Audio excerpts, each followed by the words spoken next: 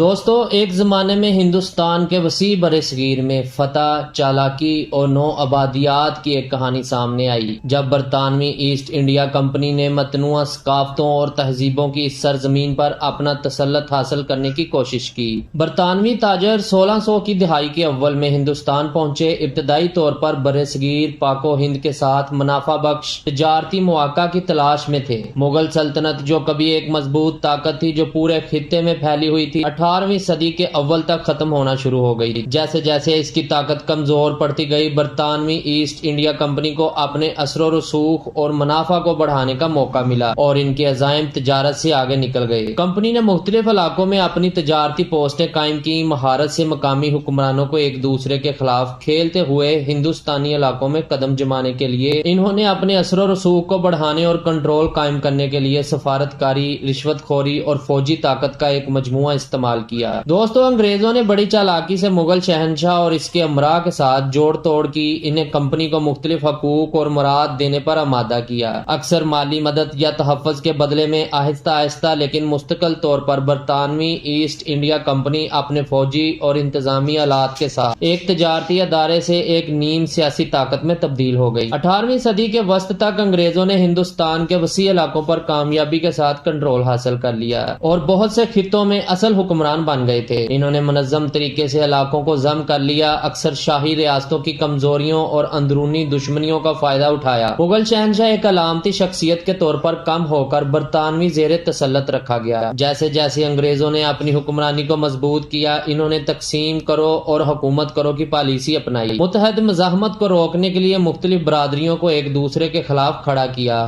ہندو مسلم کشیدگی کو بعض اوقات کنٹرول برقرار رکھنے اور برطانوی اتھارٹی پر انحصار کا احساس پیدا کرنے کے لیے بڑھا دیا جاتا تھا۔ برطانوی دور حکومت میں ہندوستان میں نمایاں تبدیلیاں دیکھنے میں آئیں۔ انگریزوں نے جدید انتظامی نظام متعارف کروائے جن میں یکساں قانونی نظام، ریلوے، ٹیلی گراف اور جدید تعلیم شامل ہیں۔ یہ پیش رفت اگرچہ برطانوی مفادات سے متاثر تھی، لیکن اس کے خطے پر مثبت اور منفی دونوں اثرات مرتب ہوئے۔ انگریزوں نے اپنے دور حکومت میں ہندوستان میں ریلوے نیٹ ورک کو ترقی دینے میں اہم سرمایہ کاری کی۔ ہندوستان میں پہلی ریلوے لائن 1853 سے کھولی گئی تھی جو ممبئی کو تھانے سے جوڑتی تھی۔ ریلوے کی توسیع نے لوگوں، سامان اور فوجی دستوں کو وسیع فاصلے تک نقل و حرکت میں سہولت فراہم کی، جس سے ہندوستان کے اقتصادی انضمام اور برطانوی سامراجی کنٹرول میں مدد ملی۔ مثبت پہلو پر برطانوی انتظامیہ نے تجارت میں سہولت فراہم کرتے ہوئے امن و استحکام کی کچھ جھلک دکھائی۔ انہوں نے جدید انفراسٹرکچر متعارف کرایا جس نے طویل عرصے میں ہندوستان کی ترقی میں اہم کردار ادا کیا۔ انگریزی تعلیم کے پھیلاؤ نے ہندوستان کے فکری اور سیاسی منظرنامے پر بھی گہرا اثر ڈالا،